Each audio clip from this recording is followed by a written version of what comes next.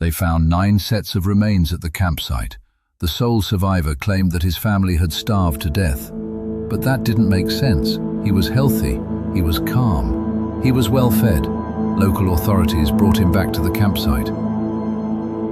He showed them exactly where he had buried the bones. When pressed by authorities, he didn't deny a single thing. Instead, he said the Wendigo made him do it. The Wendigo is one of the oldest and most terrifying legends in North American folklore.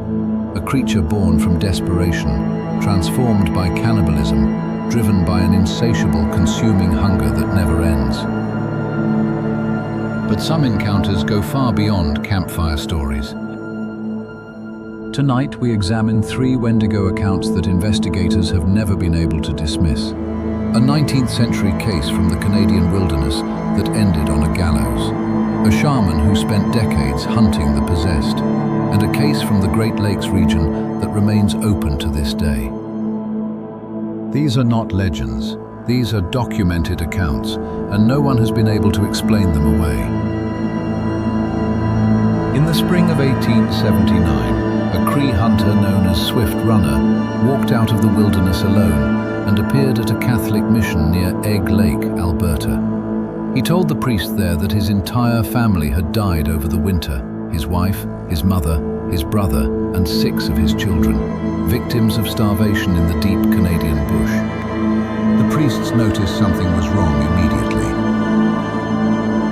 Swift Runner was not starving.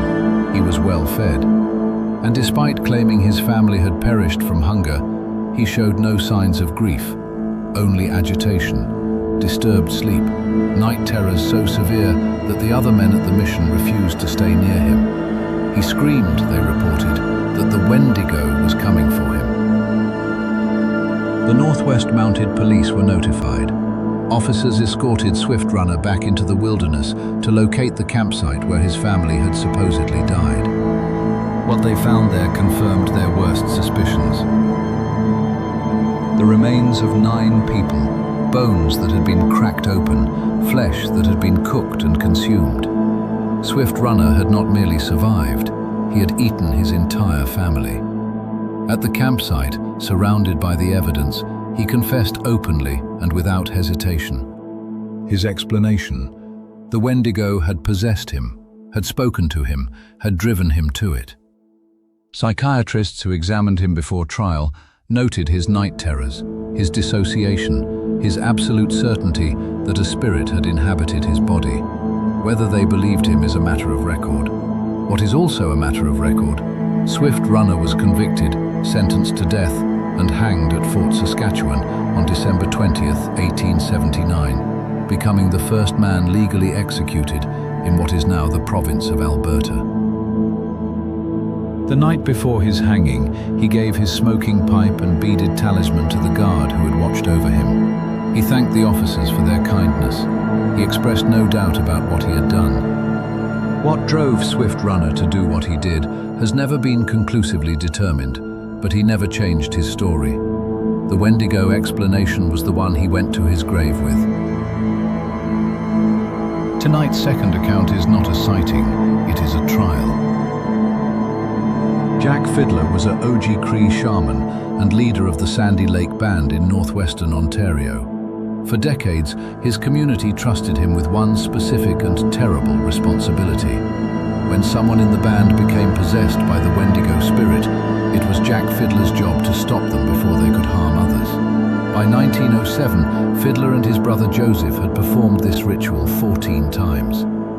The Royal Northwest Mounted Police saw it differently. Officers arrived after receiving reports about a woman who the community believed had become possessed.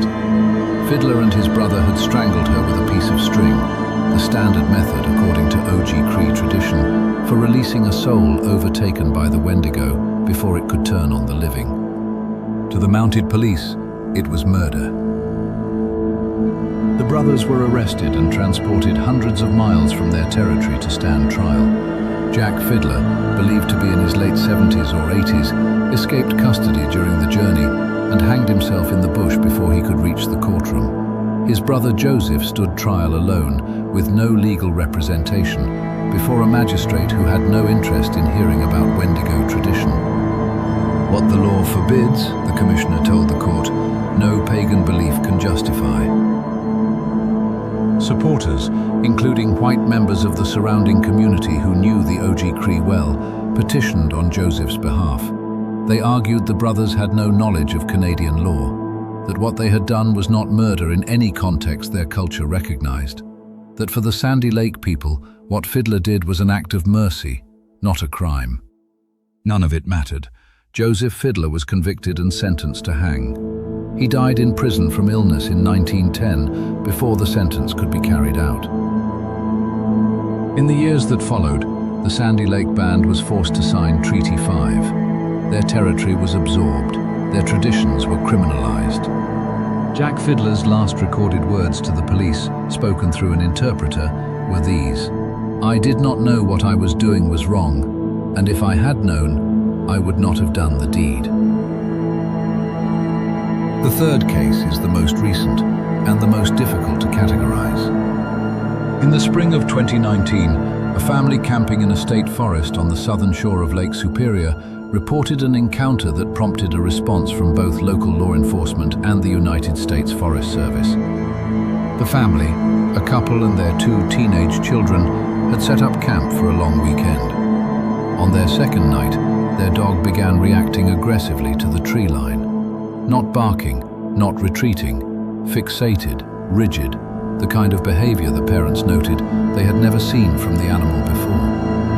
The father left the tent to investigate. What he reported seeing was a figure standing approximately 30 yards into the tree line that appeared to be watching the camp. He described it as extremely tall and unnaturally thin, with what he initially thought were antlers or large branches extending from its head or shoulders. He woke his family, and they drove out of the campsite immediately, leaving their gear behind. Rangers who responded the following morning found the campsite undisturbed, but noted unusual markings in the soil around the perimeter of the site, described in the incident report as large, elongated impressions, inconsistent with any known animal track in the region. The incident report was filed. The track impressions were photographed. No further investigation was opened. The family's account was submitted to 2 independent paranormal research organizations, both of which flagged it as among the more credible reports they had received. The photographs of the track impressions have never been publicly released. As of this recording, the case remains open and unexplained. 3 accounts, 3 different eras, 3 different ways of reckoning with something that refuses to be dismissed. Swift Runner went to the gallows claiming possession. Jack Fiddler spent a lifetime hunting the possessed and died before he could even face his accusers. And somewhere on the shore of Lake Superior, something left tracks in the soil that no one has been able to identify. Whatever the Wendigo is, legend, psychosis, or something else entirely, it has left a paper trail. If this account stayed with you, leave a comment below with the one detail that got under your skin. Stay skeptical, stay curious, and watch your tree line.